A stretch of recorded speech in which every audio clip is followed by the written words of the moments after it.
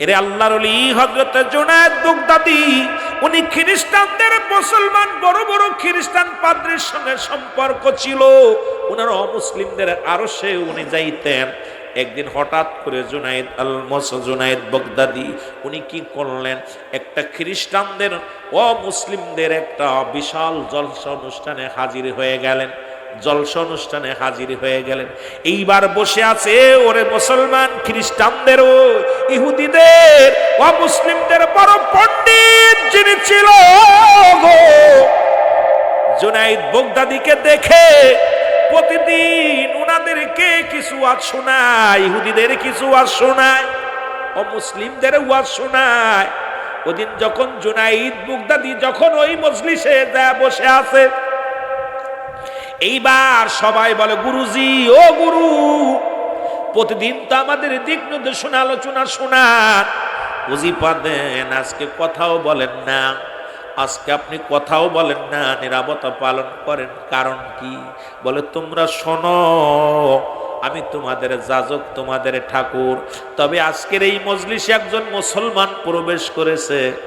বলে, কি বললেন? একজন মুসলমান প্রবেশ করেছে। বলে, হ্যাঁ, একজন মুসলমান প্রবেশ করেছে, এই জন্য আমি নীরবতা পালন করি।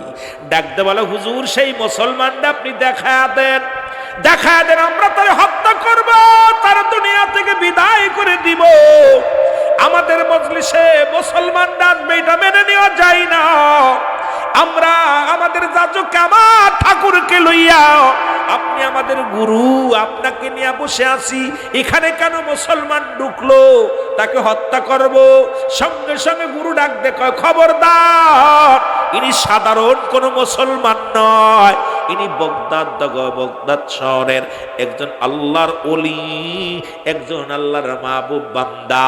একে হত্যা করার কথা মাথায় আনো না, ইনাকে হত্যা করলে তোমাদের নিস্তার থাকবে না, আল্লাহর গজব এসে পড়বে। জোরে বলো মারহাবা।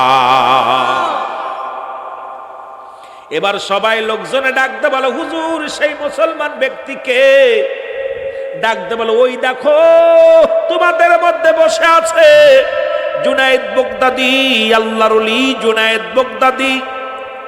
জুনায়েদ বাগদাদীকে বলে, হুজুর, আপনি কেন এখানে মজলিসে আসছেন? কয়, তোমাদের খেলা দেখার জন্য, তোমাদের এই সমস্ত নীল নকশা দেখার জন্য।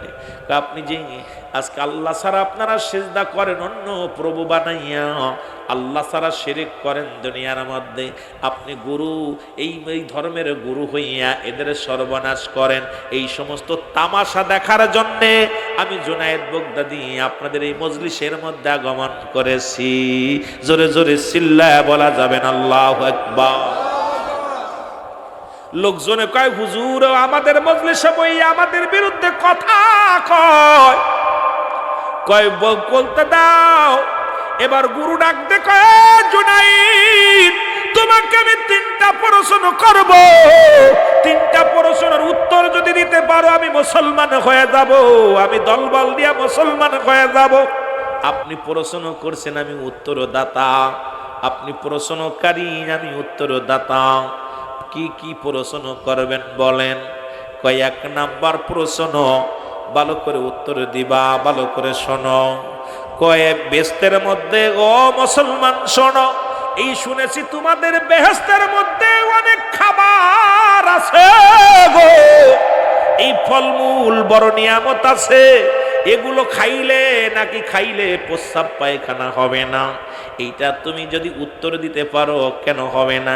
খাবার খাইলে তো পায়খানা প্রস্রাব হয়, তোমরা বেহেশতের মধ্যে খাইবা, মুসলমানরা বলে বেহেশতে যাইব, আর বেহেশতের মধ্যে খাদ্য খাবার খাবে তো পায়খানা হবে না। এর একটু উত্তর দিতে হবে। নাম্বার 2। 2 নাম্বার প্রশ্ন উত্তর হলো, এই বেহেশতের মধ্যে একটা গাছ থাকবে, যা সেই গাছটা সমস্ত দরজার মধ্যে, সমস্ত ঘরের মধ্যে তার ছায়া পড়বে। জোরে জোরে চিল্লায় বলো মারহাবা।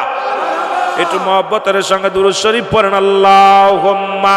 এরে মুসলমান, 2 নাম্বার প্রশ্নের উত্তর, বেহেশতের মধ্যে নাকি একটা গাছ হবে রে, এই গাছের শাখা প্রশাখা সমস্ত জান্নাতের মধ্যে, সমস্ত ঘরের মধ্যে জায়াত পড়বে।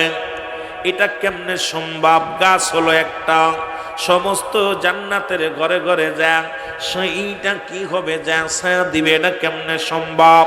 3 নাম্বার প্রশ্ন শুনে নাও, লিখে নাও, ভালো করে শুনে নাও।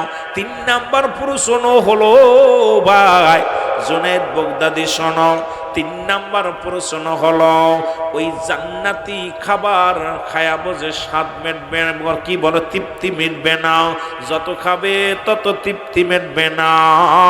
এই 3টা প্রশ্নের উত্তর যদি তুমি দিতে পারো তাহলে তোমাদের ইসলাম ধর্ম আমি কবুল করব। মুসলমান শুনে নাও, আল্লাহর ওলি জুনায়েদ বাগদাদি, আল্লাহর ওলি জুনায়েদ বাগদাদি ডাক দেখো, ও পণ্ডিত মশাই শোনো, আপনি হলেন প্রশ্নকারী, আমি উত্তরদাতা। এখন আপনাকে বলবো, প্রশ্নকারী উপরে থাকবে না নিচেই থাকবে? আমি যেহেতু প্রশ্ন করেছি আমি নিচেই থাকবো, আপনি উত্তরদাতা উপরে বসবেন। জুনায়েদ বাগদাদি আল্লাহর ওলি ডাক দেখো, মুসলমান শোনো। জুনায়েদ বাগদাদি ডাকতে বলে, হুজুর ও ঠাকুর শোনো, পণ্ডিত শোনো, তাহলে চেয়ারটা ছেড়ে দাও, ওই চেয়ারের মধ্যে আমি বইব, তুমি নিচেই বসো। এইবার নিচেই বসো পর মুসলমান জুনায়েদ বাগদাদি উত্তর দেয়, তুমি 3টা প্রশ্ন করেছো, 3টা উত্তর নাও। 1 নাম্বার প্রশ্নের উত্তর, জান্নাতের মধ্যে এত খাবার খাবে পায়খানা প্রস্রাব হবে না, এইটার উত্তর দাও। বলে 1 নাম্বার প্রশ্নের উত্তর নাও। 1 নাম্বার প্রশ্নের উত্তর হলো মায়ের গর্ভে যখন সন্তান 10 মাস 2 দিন থাকে, ওই না মায়ের রক্ত পানি খায়, প্রস্রাব পায়খানা নাই। মারহাবা বলেন না, আর একটু জোরে। ওরে 1 নাম্বার উত্তর তুমি কি পাইছো? ঠিক এই রকম মায়ের গর্ভে 10 মাস সন্তান না খেয়ে থাকে না, আল্লাহ তারে খাওয়ায়, তুমিও খাইছো আমিও খাইছি। ওই মায়ের পেটের মধ্যে সন্তানের প্রস্রাব পায়খানা যেমনি হয় নাই, ওই না জান্নাতি খাবার যতই খাবা প্রস্রাব পায়খানা হবে না। গুরু কয় মেনে নিলাম, 1 নাম্বার প্রশ্নের জবাব ঠিক। এবার 2 নাম্বার প্রশ্ন বলো, উত্তর দাও। কই 2 নাম্বার প্রশ্ন তুমি করছো, একটা বৃক্ষ সমস্ত গাছরে ছায়া দিবে কেমনে? এই একটা গাছে সমস্ত ঘর, সমস্ত জান্নাতের মধ্যে ছায়া দিবে কেমনে? বলে শোনো, 2 নাম্বার প্রশ্নের উত্তর, ওই সূর্য একটা যখন ওঠে সারা পৃথিবী আলো দেয়, ওই জান্নাতের ভিতরে এমন একটা গাছ হবে গো, যে গাছের ছায়া সমস্ত বৃক্ষ, ওই বৃক্ষর মুসলমান ছায়াগুলো সমস্ত জান্নাতের মধ্যে যে পড়বে। যেমন সূর্য উদয় হলে তামাম পৃথিবীর মধ্যে পড়ে, সূর্য একটা অল পৃথিবীতে পড়ে। আরো জোরে, সূর্য যেমন একটা সারা পৃথিবীর মধ্যে পড়ে, জান্নাতের মধ্যে একটা গাছ তামাম জান্নাতীর ছায়া দিবে জান্নাতের মধ্যে। মুসলমান শুনে নাও, কই 3 নাম্বার প্রশ্নের উত্তর দাও।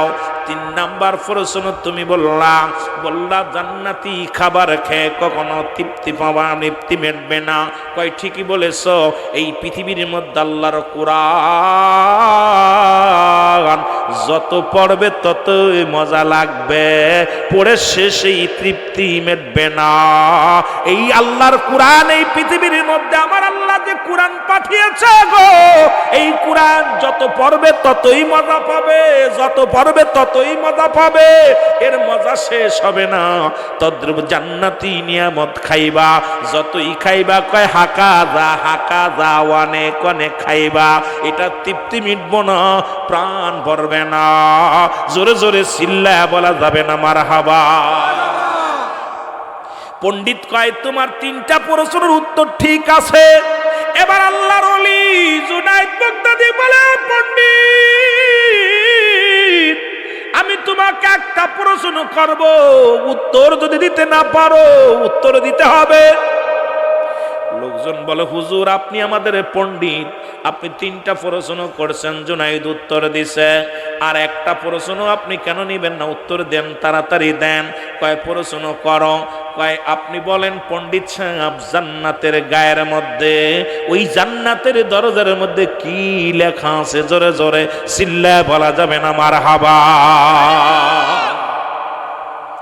আল্লাহর ওলি জুনায়েদ বাগদাদি বলে, পণ্ডিত ওই জান্নাতের গায়ে কি লেখা আছে বলো? তুমি বলতে পারবানি? পণ্ডিত কয়, চুপ করে আছে। এবার সব লোকজন কয়, হুজুর আপনি তাড়াতাড়ি বলেন না কেন? আপনি 3টা প্রশ্ন করলেন, সবাই আপনার 3টা প্রশ্নের উত্তর আল্লাহর ওলি জুনাইদ বাগদাদি দিছে। এখন আপনাকে একটা প্রশ্ন করছে, আপনি কেন উত্তর দেন না? আপনি কি জানেন না? এর পণ্ডিত কয়, আমি জানি, শোনো, তবে তোমরা শোনো, তোমরা কি মেনে নিবা? আরো জোরে কয়, উত্তর আমি জানি, তোমরা কি মেনে নিবা? তোমরা যদি মেনে নাও তাহলে আমি উত্তর দিব, আর যদি মেনে না নাও আমি উত্তর দিব না। লোকজন কয়, হুজুর এটা তো পরাজয় মানলাম, মানুষ আমাদেরকে পরাজয় মানা বলবে।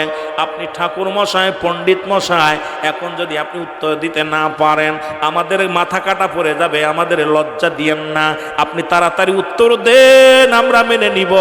আপনি যে উত্তর দিবেন সে উত্তর তো আমরা মেনে নিব। এবার জুনায়েদ বাগদাদি কয়, দেন, আপনি তাড়াতাড়ি উত্তর দেন।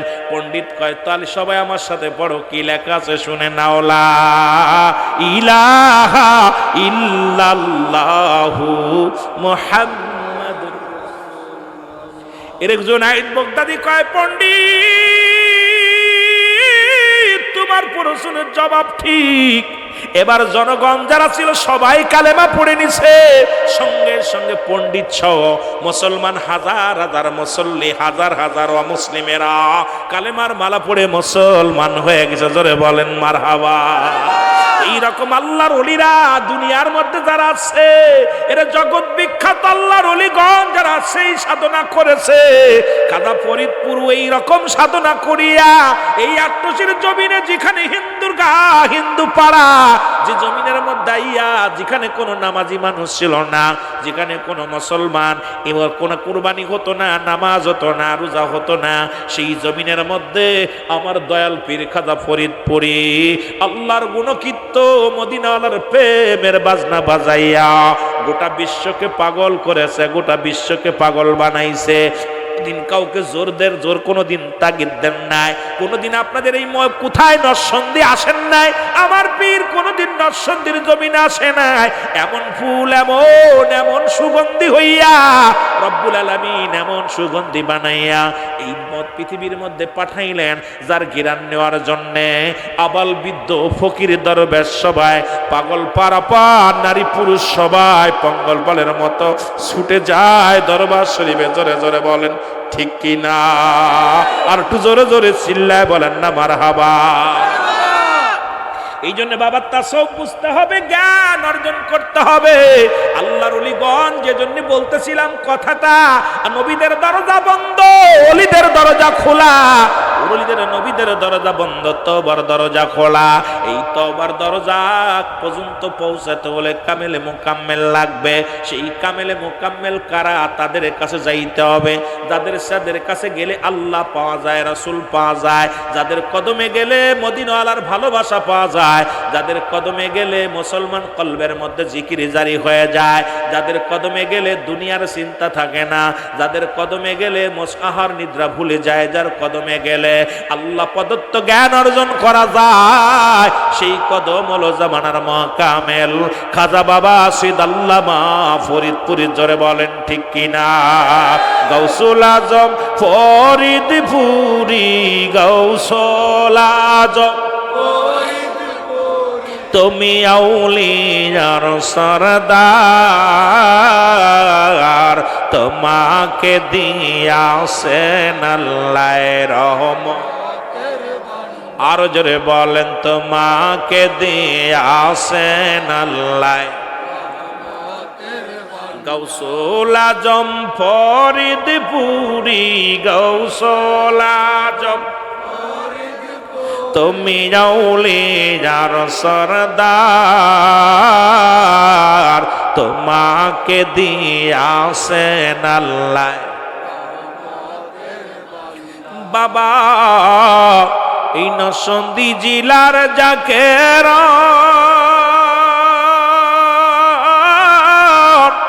তোমার প্রেমেতে বাবা কান্দিয়া হয়রান গো বাবা, কান্দিয়া হয়রান। তুমি বিনে জাকেরানদের তুমি বিনে, জাকেরানদের কেউ যে আপন নয়, তোমাকে দি। আরো জোরে বলেন, তোমাকে দিয়াছেন আল্লাহ। গৌসুল আজম ফরিদপুরি, গৌসুল আজম ইনাউলিয়ার সরদার, তোমাকে দিয়া বাবা আমরা বড় ভাগ্যবান,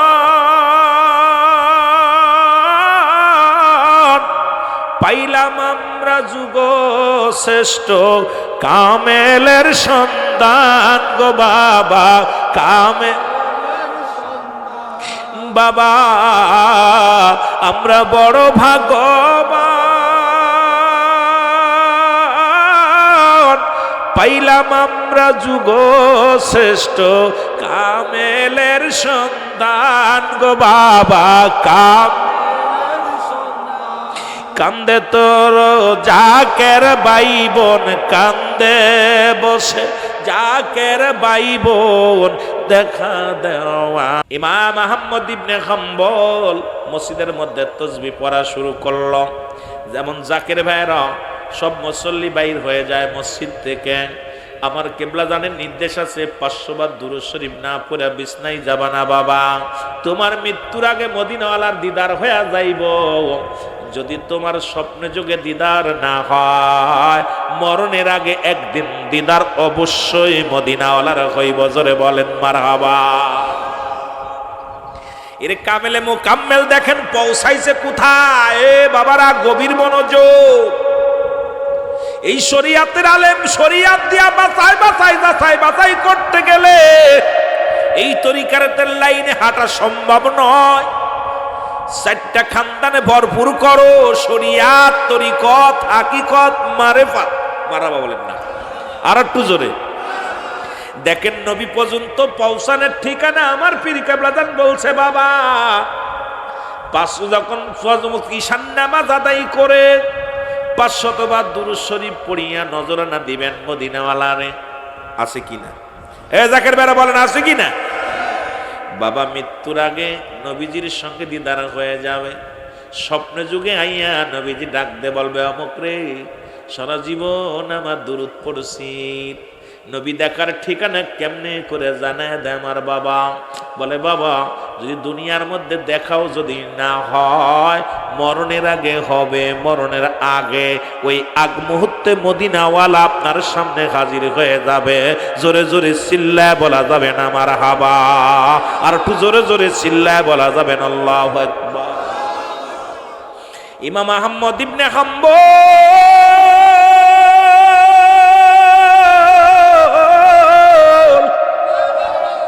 এবার যখন মুসল্লিরা যখন সব বাইরে গেছে রে, ইমাম আহমদ ইবনে হাম্বল বইয়া বইয়া দুরূদ শরীফ পড়ে। সুবহানাল্লাহ বলেন আরো জোরে। উনি পাশে বইয়া বইয়া দুরূদ পড়ে। এই দুরূদ এমন ভাবে মাশগুল হয়ে গেলেন, মদিনাওয়ালার সঙ্গে ডাইরেক্ট কালেকশন লাগায়া দিছে। মদিনাওয়ালার প্রেমের মালা গলায় নিয়া মহব্বতে দুরূদ শরীফ পড়তেছেন। ইমাম সাহেব বাইর হয়ে গেল, মুয়াজ্জিন বাইর হয়ে গেল, মসজিদ একাকার হয়ে গেল, সব মুসল্লি বাইর হয়ে গেছে। খাদেম সাহেব আয়া দেখে মসজিদের এক পাশে বইয়া বইয়া এক পাগল তালিযুক্ত জামা গায়। এই পাগলটা বইয়া দুনিয়ার পাগল না, আখিরাতের পাগল। এই পাগলটা আল্লাহর পাগল, দুনিয়ার আমার মতো পোশাকের পাগল না। যিনি দুনিয়ার মধ্যে বড় ইমাম, যিনি জগৎ বিখ্যাত একজন ইমাম আহমদ ইবনে হাম্বল, যার নাম শুনলে মানুষ তত্তর করে কাঁপে। ও মুসলমান, একটা মাযহাবের ইমাম, এমন জবরদস্ত ইমাম। আমার বাবারা আমার যারা শুনতে চেয়েছেন আলোচনা, যারা বলছেন হুজুর একটু আলোচনা করবেন বেলায়েতের আলোচনা, এই আলোচনাগুলো খেয়াল করবেন, খুব গভীর মনোযোগ দিয়া শুনতে হবে। এবার ইমাম আহমদ ইবনে হাম্বল মনে মনে দুরূদ পড়ে, ডানে খেয়াল নাই, বামে খেয়াল নাই, সামনে খেয়াল নাই, পাশে খেয়াল নাই, এমন মুরাক্কাবার হালাতে চলে গেছে মদিনার মনোয়ারায় যেন ঘোরাঘুরি লাগা দিছে রে। মদিনার সঙ্গে এমন ডাইরেক্ট অ্যাকশন হয়ে গেছে, মদিনাওয়ালার সঙ্গে যেন আলাপ হয়। ইমাম হাম্বলের আর অন্যদিকে নজর নাই, অন্যদিকে খেয়াল নাই, এমন ভাবে নবীর প্রেমে আবুডুবু খাইতেছে। কাদেম সাবাইয়া ডাকতে বলে, কে পথিক? সব মুসল্লি বাইর হয়ে গেল, তুমি মসজিদের মধ্যে বইয়া বয়া কি করো? মসজিদের মধ্যে বইয়া বয়া কি করো? এবার ইমাম মুহাম্মদ ইবনে হাম্বল চুপ করে আছে রে মুসলমান। এবার নীরবতা পালন করিয়া কয়েকবার জাগাইলে খাদেম সাহেব জিগায়, তুমি মসজিদের মধ্যে কি করো? এইবার আওয়াজ দেয়, বাবা আমি মসজিদটার মধ্যে, চারিদিকে বড় ঘন কুয়াশা, শীতের কনকনে রাত, মনটা চেয়েছে এই মসজিদের মধ্যে রাতটুকু কাটায় যাব, যদি ফজরের আযান পড়ে আমি বাইর হয়ে যাব, কারণ আমি আমার রবের ঘরে আমি আশ্রয় নিয়েছি। এই রব্বে কারীমের দরবারে শুকরিয়া আদায় করি। জোরে জোরে চিল্লায় বলা যাবে না মারহাবা, আর একটু জোরে জোরে চিল্লায় বলা যাবে না মারহাবা। বলতেছিলাম ইমাম আহমদ ইবনে হাম্বল, যুবক মনে আসেনি রে, মসজিদের মধ্যে বইয়া মদিনার দুরূদ আল্লাহর গোলাপ মাওলার রব্বুল আলামিনকে ডাকে। এবার মুসলমান খাদেম আসিয়া আহমদ ইবনে হাম্বলকে ডাকতে বলে, ও লোক তুমি ভিতর থেকে বাইর হও। কয়, আমি আজকে রাতটা কাটায় দিব মসজিদের মধ্যে, গোলামি করব আল্লাহ, আমি সারা রাত ভরে জিকির আজকার করে কাটায় দিব রাতটা। এবার যখন ডাকতে বললেন, খাদেম সাহেব কয়, মসজিদ খানে একটা মেহমান খানা নয়, এই মসজিদের মধ্যে থাকা যাবে না, বাইর হয়ে যাও। তাকে গরম দিলেন, গরম দিয়া মসজিদ থেকে বাইর করে দিলেন, হাত ধরে টানতে বাইর করে দিলেন।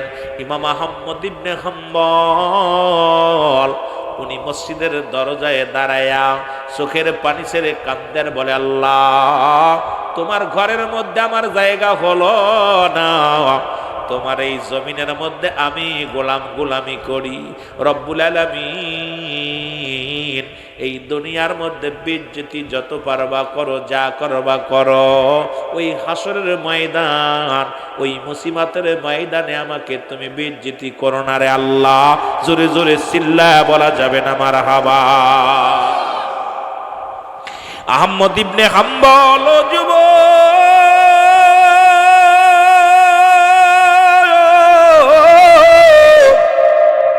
ইমাম আহমদ ইবনে হাম্বল যখন এই দরজায় দাঁড়াইছে রে, খাদেম সাহেব হাতটা ধরে টান দিয়া সিঁড়ির পরে নামায়া দিছে।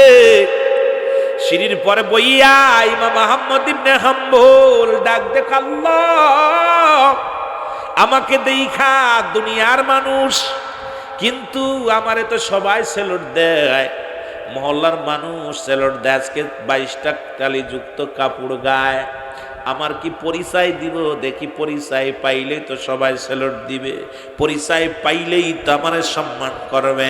না না না না, আমার পরিচয় আজকে আমি দিব না, আমি একটা মুসাফির মানুষ, আমি আল্লাহর গোলাম, নবীর প্রেমিক, দুনিয়ায় আমার নিজের পরিচয় মানুষের কাছে তুলে ধরতে চাই না। আমি আহমদ ইবনে হাম্বল আজকে ছদ্মবেশে থাকবো, দেখি এর শেষ পরিণাম কি হয়। জোরে জোরে চিল্লায় বলা যাবেন আল্লাহু আকবার। এ মুসলমান আহমদ ইবনে হাম্বল এবার কি করলেন? সিঁড়ির উপর থেকে খাদেম সাহেব রে, ওই খাদেম সাহেব হাত ধরে তারে দূর থেকে ফেলাইয়া দিলেন, দূরে ছুটে যেয়ে পড়লেন, ডাকতে বলে, আল্লাহ তোমার মসজিদে আমার জায়গা হলো না, মসজিদের সামনে সিঁড়ির উপরে আমার জায়গা হলো না। রব্বুল আলামিন এই কনকনে শীতের মধ্যে ঠান্ডা কুয়াশার রাত, তোমার গোলামের উপরে কি তুমি রহম করবা না? এই এলাকার মধ্যে আমি ছদ্মবেশে এসে আমি ইমাম আহমদ ইবনে হাম্বল, এই মসজিদে একটু জায়গা হলো না, এই দরজার মধ্যে জায়গা হলো না, সিঁড়ির মধ্যে জায়গা হলো না, উনি কাঁদতে কাঁদতে রব্বে কারিমকে ডাক দিয়ে বলে, আমার আল্লাহ, এই দুনিয়ার মধ্যে আমার পরিচয় পাইলে সবাই সম্মান করে, পরিচয় পাই নাই কেউ চিনতে পারে নাই, অসম্মান করে। আখিরাতে যদি তোমার দরবারে নবীর পরিচয়, নবীর ভালোবাসা, আল্লাহ আমি গোলামিত্ব না করে যদি যায়, ওদিনও ফেরেশতারা আমল বিন আমারে চিনব না। আল্লাহ আমি মুহাম্মদ ইবনে হাম্বল ওই পরপারে আমার আমলের বিনিময়ে আমারে চিনে নিব। আমি ওই দিন আমার নিজের নামের পরিচয় নয়, আমার গুণের পরিচয়, আমলের পরিচয় অসংখ্য ফেরেশতারা সম্মান করব, মদিনা আল্লাহর দিদার পাইব। ও মুসলমান, গভীর মনোযোগ। ইমাম আহমদ ইবনে হাম্বল চোখের পানি ফেলে মুছে ফেললেন। মুছে তাকা দেখে রে, ওই রাস্তার উপরে একটা দোকানের মধ্যে মিটি মিটি করে বাতি জ্বলে রে মুসলমান। গুটি গুটি পেয়ে গেলেন দোকানদারের কাছে, যা দেখে দোকানদার রুটিওয়ালা দোকানদার। এবার ডাক দে বলে, আসসালামু আলাইকুম। ওয়ালাইকুম আসসালাম। ভিতর থেকে আওয়াজ আসে, বলে আমি একটু আপনার কাছে ভিতরে কাশি। কয় আমি একটু থাকতে চাই। বলে বলা লাগবে না, আমি দেখেছি আপনাকে মসজিদ থেকে গার্ড ধরে বাইর করে দিছে, মসজিদের সিঁড়ি থেকে বাইর করে দিছে, মসজিদের সিঁড়িও একটু জায়গা হয় নাই, খাদেমের দিলের আপনার জন্য মায়া হয় নাই। আমি ছোট্ট রুটির দোকানদার, যদি আমার এই ঘরের দোকানের মধ্যে থাকতে চান, এই ঘরের মধ্যে থাকতে চান, থাকতে পারেন। আমার এই ঘরের মধ্যে কোনো বিছনা নাই, আরামের খাট নাই, আমি সারা রাত ধরে রুটি বানাই, সকালবেলা বিক্রি করি। আপনি যদি চান এই সারা রাত আগুন জ্বলবে, আমি রুটি বানাইব। আপনি যদি এই গরমের মধ্যে থাকতে পারেন, থাকতে চান, তাহলে আপনার শীত লাগবে না, ঠান্ডা লাগবে না, আপনি ভিতরে আসেন। ইমাম মুসলমান আহমদ ইবনে হাম্বল ডাক দে কয়, ভাই আমি এখানে এই রাতটা কাটায় যাব। ভিতরে প্রবেশ করলেন। ভিতরে প্রবেশ করিয়া বিশ্রামের জন্য একটু কায়েত হইলেন। ছদ্মবেশে রয়েছে, চিন্তা করে দেখি রুটির দোকানদার কি করে। এইবার রুটিওয়ালা কি করলেন, উনি সর্বপ্রথম বাস্তা নিয়ে আসলেন, তওবা করে আস্তাগফিরুল্লাহ রাব্বি মিন কুল্লি জামবি ওয়া তুবু ইলাইহি। উনিও দুরূদ শরীফ পড়ে তওবা করে। এইবার আটার বাস্তা রাখলেন। এইবার উনি কি করলেন, পারেরটা খামির আনলেন, বৈশাল একটা পট আনলেন। এই পটের মধ্যে মুসলমান একটা পাতিল আনলেন, পাতিলটা রাখলেন, তখন ইস্তেগফার পড়লেন। এবার পাতিলটা থুইয়া পানি ঢাললেন, পানি পড়ে দেয়, আর পানি যখন ঢাললেন তখনও ইস্তেগফার করে, ওর ভিতরে আটা ঢালে, তারপরে ইস্তেগফার পড়ে। এইবার খামির বানাইলেন, ইস্তেগফার পড়ে। এইবার যখন বানায়া খামির বানায়া রাখলেন, ডাকতে বলে, ভাই গমের চুল ধরে আহমদ ইবনে হাম্বল চোখ দুটি বন্ধ করে দুরূদ শরীফ পড়ে, চোখ বন্ধ করে আল্লাহ জিকির করে। উনাকে দেখাইতেছে আমি ঘুমাইতেছি, আসলে ঘুমাই নাই, তপস্যার জগতে আছে, রিয়াজুর জগতে আছে, সাধনার জগতে আছে। ও যুবক, এইবার ডাকতে বলো, ও রুটিওয়ালা ভাই, আপনার কাছে জিগায়, আপনার কাছে জানতে চায়, আপনি মনে মনে কি পড়েন? দেখলাম আপনি পানি আনলেন, কি যেন পড়েন, পাতিল ধরলেন, কি যেন পড়েন, আপনি যখন আটা ধরলেন, আটার মধ্যে কি পড়লেন, এইবার খামির বানাইলেন, কি পড়লেন? রুটিওয়ালা ডাক দেখো, ভাই শোনো, প্রতীক শোনো, আরে আমি আজকে নয়, আজকে নতুন নয়, আমি ওই অনেক দিন ধরে হয়ে গেল আমি নবীর দুরূদ পড়ি, আর কি করি, আমি ইস্তেগফার করি, তওবা করি আল্লাহর দরবারে। এইটা করার কারণে, ইস্তেগফার করার কারণে আমার আল্লাহ আমার মনের আশা পুরা করেছে রে। আমি যা চাই তাই আমার আল্লাহ দেয়। জীবনে আমি যা চেয়েছি সব পেয়েছি, একটা জিনিস পাই নাই, একটা জিনিস আমার আল্লাহ আমারে দেখাইবে কি জানি না। ইমাম আহমদ ইবনে হাম্বল বলে, ভাই সেই জিনিসটা কি? আল্লাহর কাছে আমি যা চাইছি তাই পাইছি, কারণ আমি রাসূলুল্লাহ দুরূদ পড়ি আর ইস্তেগফার পড়ি। এই দুইটা জিনিস আমি বেশি বেশি করি, ইস্তেগফার বেশি বেশি করি, আর এর কারণে আমি দুনিয়ায় টাকা পয়সা বাড়ি গাড়ি যা চাইছি তাই পাইছি। খালি চাইতে দেরি, আল্লাহ দিতে দেরি নয়। একটা জিনিস শুধু বাদ আছে, সেটা হলো এই জামানার মধ্যে আহমদ ইবনে হাম্বল জবরদস্ত একজন আল্লাহর ওলি, জবরদস্ত একজন আল্লাহওয়ালা ইমাম। আমার বড় শখ জীবনে যদি মরণের আগে শরীয়তের চোখ দিয়া আহমদ ইবনে হাম্বলকে দেখতে পারতাম। জীবনে আর কোনো চাহিদা ছিল না। মরণের পরে আমার আল্লাহ জান্নাত দিবের মধ্যে সন্দেহ নাই, কারণ আমি আল্লাহর গোলামি করি, রাসূলের মহব্বত করি। জীবনে একটা মাত্র সম্বল আশা আছে, এই জামানা হলো ইমাম আহমদ ইবনে হাম্বলের জামানা। এই জামানার মধ্যে যদি ইমাম সাহেবকে দেখতে পাইতাম, আমার জীবনে আর কোনো চাওয়া ছিল না। জোরে জোরে চিল্লায়া বলেন মারহাবা। এ তরিকাতের ভাইয়েরা, শরীয়তের আলেমরা, গভীর মনোযোগ দিয়ে শোনো।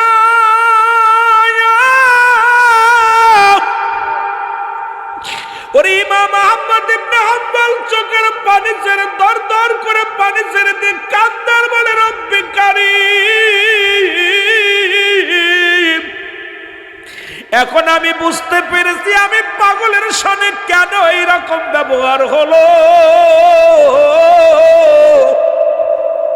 এর মদিনার পাগল আমার আল্লাহর পাগলের সঙ্গে তুমি দেখা করাইবা, যে কারণে আমার মসজিদের মধ্যে জায়গা হয় নাই, যে কারণে আমার মসজিদের মেমোগোথায় সিঁড়ির মধ্যে জায়গা হয় নাই। চোখের পানি ছেড়ে কাঁদে রুটিওয়ালা ডাক, দেখো প্রতীক আপনি কেন কাঁদেন? আমি ইস্তেগফার করি আর দুরূদ পড়ি, এইটা শুনে আপনি কেন কাঁদেন? আপনার চোখে কেন পানি? কই রুটিওয়ালা ভাই রে, তোমার মনে বড় শখ, জীবনে স্বপ্ন দেখেছো, জীবনে আশা করেছো আহমদ ইবনে হাম্বলকে তুমি দেখবা। তুমি কি আহমদ ইবনে হাম্বলকে জীবনে দেখছো? বলেন না। বলে তার ছবিও কি কোনোদিন দেখছো? বলেন না। বড় স্বপ্ন ছিল দেখার।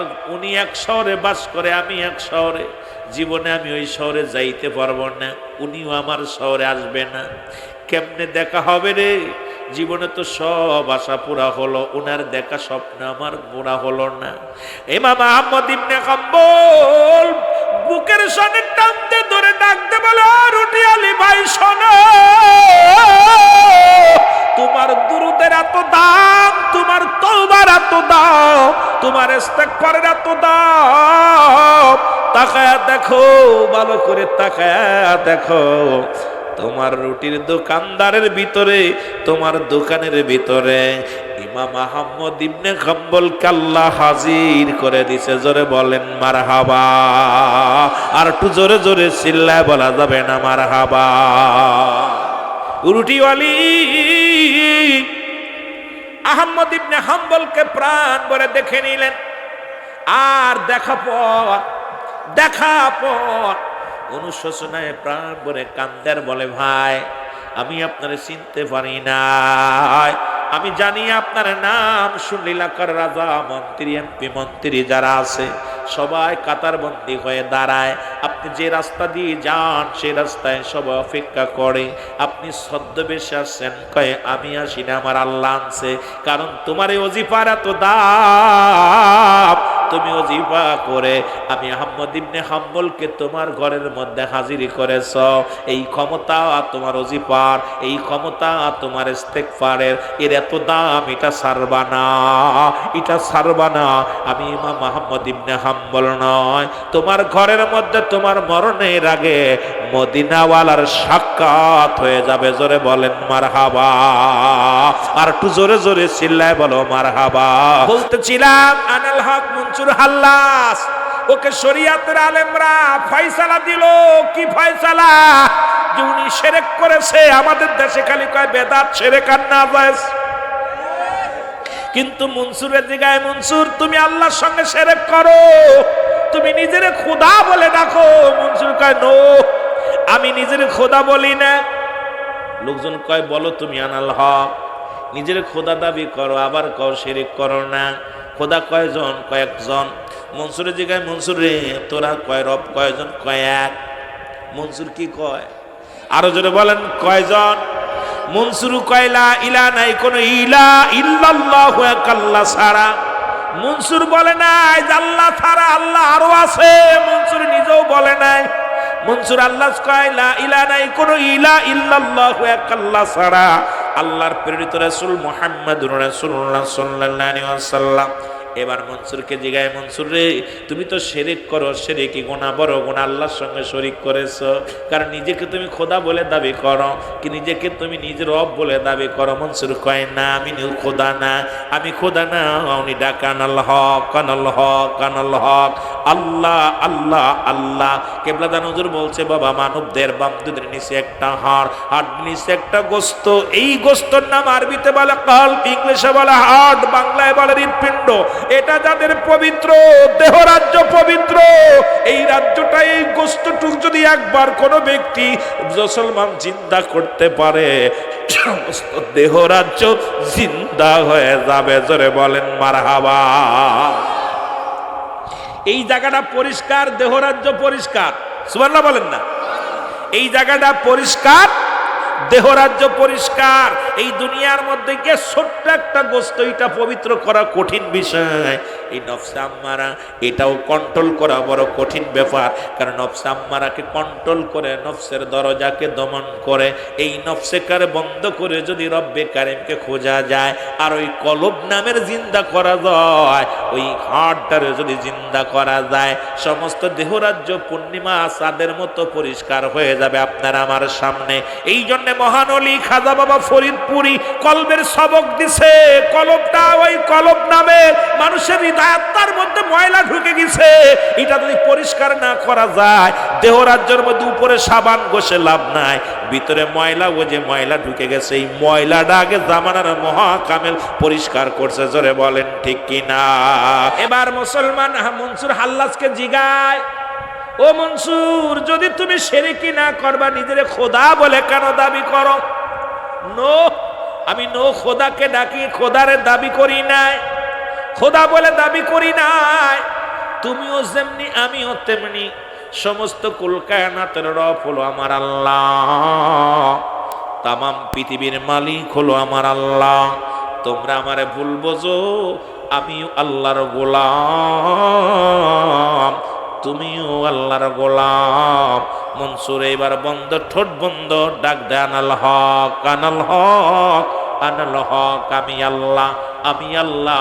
শব্দের অর্থ আসে আমি আল্লাহ। শরীয়তের আলেমরা কয়, যতই মনসুরে বুঝাও, ও এখন ভণ্ড হয়ে গেছে, প্রতারক হয়ে গেছে, শিরকি করেছে, ওকে কতল করা যায়। মুসলমান ওই রাজ্যের প্রধান ছিল, যিনি প্রধান, ওনার নামও ছিল মনসুর। ওনার দরবারে বিচার হলো, বিচারে আলেমদের কাছে ফয়সালা দিতে বলল। শরীয়তের মোল্লারা আইয়া বিচার করে, শরীয়তের মৌলবীরা বিচার করে। মনসুরকে ডাকতে বলে, মনসুর তুমি কি এখনো শুধরাবা না? তুমি তওবা পড়ে কালেমা পড়ো। মনসুর কানাল হক কানাল হক। এবার মনসুর কোনো কথা শুনলেন না। শরীয়তের আলেমরা তাকে রায় দিলেন, তাকে কি করো, শিরচ্ছেদ করো, গলা থেকে, গর্দান থেকে গলাটা কেটে দাও। সঙ্গে সঙ্গে শরীয়তের আলেমরা যখন বিচার দিলেন, রায় দিলেন, তরবারি আনিয়া মনসুরের গলার মধ্যে যখন শুয়া ছুরি চালায়া দিছে, তখনও মনসুর বারবার বলে আনাল হক। কয় ডাকতে বলে, মনসুর এখনো সময় আছে, আল্লাহকে আল্লাহ বলো, মুহাম্মাদুর রাসূলুল্লাহ আল্লাহর প্রেরিত রাসূল, বান্দা বান্ত আল্লাহর বান্দা বা নবী, এটা স্বীকার করে নাও। মনসুর কানাল হক। যখন মনসুরের গলাটা কেটে দিলেন, গড় থেকে মুসলমান দর থেকে গর্দানটা আলাদা করে দিলেন, সঙ্গে সঙ্গে কাটা কাল্লার মধ্যে, রক্তের মধ্যে আওয়াজ বাইর হয়ে গেলেন, লা ইলাহা ইল্লাল্লাহু মুহাম্মাদুর রাসূল সাল্লাল্লাহু আলাইহি ওয়াসাল্লাম। এই জন্য মুসলমান তরিকাতের ভাইদের যারা যা বলে কিচ্ছু যা আসে না, কারণ আমাদের এক নম্বরে হলো আদব প্রদর্শন করতে হবে। আদবে আউলিয়ার দপ্তরে চলে যাওয়া যাবে। শরীয়তের আমরা বুঝবেন আমরা কোন জায়গা আছি রে মুসলমান, কারণ শরীয়তের মোল্লারা এটা বোঝার মতো জ্ঞান আল্লাহ তাদের দেয় নাই। তরিকাতের নাই যখন উঠবে তখনই বুঝতে পারবে মুসলমান, এই প্ল্যাটফর্ম বোঝার মতো জ্ঞান আল্লাহ তাদের দান করবে। সঙ্গে সঙ্গে আলেমরা কয়, আমরা কি করলাম? মানুষ হত্যা মহাপাপ, এই যে বড় পাপের রাজ্য, পাপ করে ফেললাম। মুসলমান শুনে নাও। এবার রাজা মনসুর ডাক, দেখো আলেমরা, তোমরা তোমরাই ফতুয়া দিছো। আলেমরা কান্দের, কই মনসুর আমারে মাফ করে দাও, পায়ে ধরে কান্দে, হাতে ধরে কান্দে। ওরে মুসলমান শুনে নাও, এবার চোখের পানি ছেড়ে কাঁদতে লাগলেন। কেঁদে লাভ হলো না, কারণ মনসুর ছিল একজন আল্লাহওয়ালা, আল্লাহর গোলাম। জোরে জোরে চিল্লা বলা যাবে না মারহাবা। আমার পীর কেবলা জান আমার আব্বা জানকে ডাক দিলেন, কয় বাবা আপনার আসমতকে কি আমার দিবেন? কয় হুজুর যদি যায় আপনি নিয়ে যান, কারণ আপনার ওই ছেলেটাকে আমাকে দেন। হুজুর আমার পীর চাইলেন, আমাকে দেখেই এক নজর দেখেই আমারও বললেন, আমার আব্বাজানকে বললেন আপনার এই সন্তানটাকে আমাকে দিয়ে দেন, আমি নিয়ে যাব। এবার বললেন হুজুর যদি আমার ছেলে যেতে চায়, বাধা নাই, যেতে দিব। আমাকে ডাক দিলেন আমার আব্বাজান, ডাক দিয়ে বললেন আমার পীরের কথা শোনেন বাবা। বলতেছে বাবা আপনি কি এই পীর কেবলা জানের সঙ্গে যাবেন? বলে বাবা যাব। জোরে জোরে চিল্লায়া বলা যাবেন আল্লাহু আকবার। আমার পীর বলে বাবা, আমারে বললেন দাদু পীর, তোমার দাদু পীর। আমার আব্বাজানকে ডাকলেন, আমাকেও ডাকলেন, ডেকে বললেন বাবা আপনার এই ছেলেটারে দিয়া দেন। আমার আব্বাজান বললেন যদি যেতে চায় আমি বাধা দিব না, নিয়ে যাবেন। হুজুর বললেন বাবা আপনি কি যেতে চান? বলে জি হুজুর। সঙ্গে সঙ্গে আমি কাপড় নিলাম, যে হালাতে ছিলাম সেই হালাতে চলে গেলাম। বড় শখ ছিল ভালো খাবো, ভালো পড়বো, ভালো জায়গা ঘুমাইবো, বড় আলেম হব, টুপি মাথায় দিয়ে ঘুরবো, এই চিন্তা নিয়ে গেলাম। যা পর আমি কিছুদিন পরে 2-4 দিন যাওয়ার পর আমার পীর বললেন বাবা আপনি আগামী কাল থেকে বকরি চড়াইবেন। আমি বড় আশ্চর্য হয়ে গেলাম। নিয়ে আসলেন, আমি বললাম আমার লেখাপড়া করাইবে, আমারে বরং তালিম দিবে, সাথে ভালো মন্দ খাইবে। কিন্তু হুজুর আমারে হুকুম দিলেন বাবা বকরি চড়াইবেন। বকরি নিয়ে যায়, ওই না মাঠের মধ্যে নিয়ে যায়, সারাদিন ভরে বকরি লালন পালন করি। সন্ধ্যা গনিয়ে আসলে ফিরে আসি, একটু ফুটা খাবার দেয়, যে খাবার খেয়ে পেটটু ভরে না, মনের ভিতরে কেন অশান্তি লাগা শুরু করলো। এরপরে সবাই রে ভালো মন্দ খাওয়ায়, আমার বেলা পারে না, আমার বেলা হয় না। সবাই তুদার করে খায়, আমি খাইতে পারি না। আর সকালবেলা এত কষ্ট করি, সারাদিন কষ্ট করি। একদিন মনে মনে চিন্তা করলাম আগামীকাল সকালবেলা আমি পালায় চলে যাব বাড়িতে। বড় জল্পনা কল্পনা করলাম, দেখি গভীর রাত 3টা বাজার আগ দিয়ে আমার পীর আমার ওই কামরার মধ্যে হাজির হয়ে গেছে। আমি শুয়ে আছি, আমার পীর ডাকতে বলে বাবা মন খারাপ বুঝি বাড়ি যেতে চাও? আমি চিন্তা করলাম মনে মনে, ভাবছি বাড়ি যাবো, এটা হুজুর বুঝলো কেমন করে? আমি বললাম জি হুজুর আসলাম, আমি আপনার বাড়িতে আনছেন, আপনি আমারে খাওয়াইতে দিবেন, ভালো মন্দ খাবো। কিন্তু আমি দেখি আপনি সারাদিন আমাদের সরব দিয়ে কর্ম কি করেন, কর্ম করান। সবাই বেশি করে শানুকের ভিতরে খাবার দেন, আমার সামান্য একটু খাবার দেন, পেট ভরে না। আবার রাত ভরে আমারে তার কি করেন, আমার দিয়ে মোরাকাবা মোসাদা করান, আমার দিয়ে ওজিফা করান। আমার দাদু পীর মাথার মধ্যে হাত বিলায় বলেন বাবা তোমার তো আমি খাওয়ার জন্য আনি নাই, বাবা তুমি খাইবে, অন্যের কি উপায় হবে? তোমারে দেখানোর জন্য আনছি, খাওয়ার জন্য আনি নাই। আমি তখনও বুঝতে পারি নাই, আমার পীরের কথা বুঝতে পারি না। থেকে গেলাম, চিন্তা করলাম থেকে যায়, এই রকম থেকে গেলাম। আর সারাদিন পরে আমি কি করি, সারাদিন পরে আমি বকরি চড়াই। আর যখন ফিরে আসি, ওই মুসলমান একটা কাপড় গায়ের মধ্যে 40টা বছর আমি সাধনা করলাম, 30টা বছর ওই একই কাপড়ের মধ্যে, একই কাপড় গায়ে, কিছু অংশ গায়ে, কিছু অংশ বিছনায়। ইটটা মোসর দিয়ে মাথার তলে রাখতাম। কেমন পীরের মুরিদ হয়েছেন শোনেন বাবা। সারা রাত পুরে রাত্রে 11টা 12টা পর্যন্ত জেগে জেগে আল্লাহ ডাকতাম। রাত 3টা বেজে গেলে আমার উঠায় দিত। আমি রব্বে কারিমকে ডাকতাম, মুরাকাবা মুশাহাদা শিখাইতো।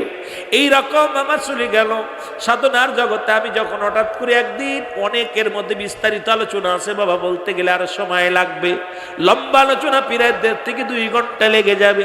আলোচনা সংক্ষিপ্ত করে দিয়ে অনেক সাধনা করার পর একদিন আমার পীর ডাকতে বলে, বাবা আগামীকাল আর এখানে নয়, ওই ফরিদপুরের জমিনে আমার পাঠায় দিল, মুসলমান শুনে নাও। গভীর লম্বা আলোচনা আগেই বলছি, এটা বিস্তারিত বলতে গেলে সময় লাগবে, মুসলমান শুনে নাও। এবার আমারে পাঠায় দিলে নাট্যশির জমিনে। আমি আসলাম, এসে দেখি, আমি এসে বড় আশ্চর্য হয়ে গেলাম। ওখানে তো একটু থাকার জায়গা ছিল, ওখানে তো যে কথাবার্তা বলতাম, মানুষের সঙ্গে পশু রাখতাম, পশুর সঙ্গে কথা বলতাম, কিন্তু এমন একটা জায়গা রাখলাম, পাঠাইলো। কারণটা কি, এখানে পাঠানোর হাকিকতটা কি? এখানে আসার পর মুসলমান, আমি যখন এইরকম মনটা খারাপ করে বসে আছি, হঠাৎ রাত্র যখন গভীর হয়ে গেছে, আমি ঘুমায় আছি, আমার দয়াল পীর, তোমার দাদু পীর, আমার পীর কেবলা যান আমার মাথার মধ্যে হাত বুলাইয়া, দেখ বাবা হাসবো, মন খারাপ করিস না, এমন একদিন আসবে এখানে চাঁদের বাজার মিলবে, এমন একটা দিন আসবে যেখানে চাঁদের মেলা মিলবে, যেখানে তামাম বিশ্ববাসী পাগল হইয়া এই দরবারে ছুটে আসবে। জোরে জোরে চিল্লায় বলো মারহাবা। আমিও দুঃখে সুখে অনেক কষ্ট করে থেকে গেলাম। ওই 3 জন মুসল্লি নামাজে, আমি ইমাম, 2 জন মুসল্লি। এ যুবক, জানাজার নামাজে একই অবস্থা, কোথায় জুম্মার নামাজে একই অবস্থা। আমি চিন্তা করলাম, 2 জন 3 জন মানুষে সারা বিশ্ব পাগল হবে, কি কথা শুনাইলো। এর মধ্যে থেকে গেলাম, এমন তাজ্জু শক্তি। এর মধ্যে থাকতে থাকতে বাবা দিনে দিনে প্রচার প্রসারিত হতে হতে আজকে জাকের ক্যাম্প থেকে আজকে বিশাল প্রতি বাবা, এই দেখেন না বাবা, আজকে শত শত বিঘে সম্পদ, হাজার হাজার লক্ষ লক্ষ জাকেরান, এগুলো আস্তে আস্তে দিনে দিনে মদিনাওয়ালার পাগল হয়ে আসতে লাগলো। এসে মদিনার ঘিরান পাইয়া, মদিনাওয়ালার প্রেমের বাগানের ফুল, সবাই মদিনাওয়ালার প্রেম দরিয়ায় ডুব দিছে। জোরে জোরে বলেন মারহাবা। এভাবে আমার সময় চলতে লাগলো। হঠাৎ একদিন একটা টেলিগ্রাফ আসলো। এই টেলিগ্রাফটা আমার মুর্শিদার নাই, এই টেলিগ্রাফটা আমার হাতে আসলো। এসে শুনি আমার পীর আর দুনিয়ায় নাই। বাবা, পৃথিবীর মধ্যে আমি সেদিন এতিম হয়ে গেছি। আমার পীরের কথা শুনে হুজুর বলছে, বাবা আমার দাদা দাদি মারা গেছে, আমি এতিম হই নাই। মা মরেছে, আমি এতিম হই নাই। বাবা মারা গেছে, আমি এতিম হই নাই। যেদিন আমার দয়াল পীর, যেদিন আমার খাজা বাবা এনে পুরি রে, যেদিন আমার ছেড়ে দারুল বাঁকায় চলে গেল, সেদিন আমি বড় এতিম হয়ে গেছি। আমার ফুল বাগিচার বুলবুলিটি কোথায় লুকাইল, বলেন ফুল বাগিচার। ওরে না বলিয়া নূরের পাখি, না বলিয়া উড়িয়া গেল ফুল বাগিচার বুলবুলিটি কোথায় লুকাইল, বলেন ফুল বাগিচার বুলবুল। তোমরা নাকি জানো ভাই, কোথায় গেলে আমার মুর্শিদের পায়, এনায়েতপুর সোনার স্বপন, এনায়েতপুর আমায় ছাড়িয়া গেল ফুল বাগিচার বুলবুলিটি কোথায় লুকাইল, আমার ফুল বাগিচার বুলবুল। জাকির ভাই মুন্সিরাতরে, জাকির ভাই মুন্সিরাতরে এতিম বানাইল, আমার ফুল বাগিচার বুলবুলিটি কোথায় লুকাইল, আমার ফুল বাগিচার।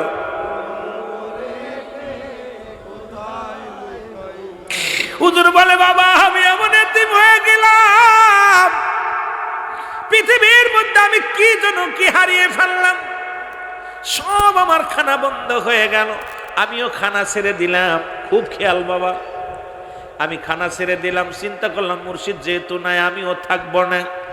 আমিও মনে মনে চিন্তা করলাম আল্লাহ আমার বেঁচে রেখে লাভ কি, আমার পীর কেবলা নাই, আমিও থাকবো না। পীর কেবলা আমার এতিম বানাইছে, আমিও থাকবো না, আমিও চলে যাব। মনে অভিমান করলাম, খানা ছেড়ে দিলাম, খানা খাই না, ঘুমাই না।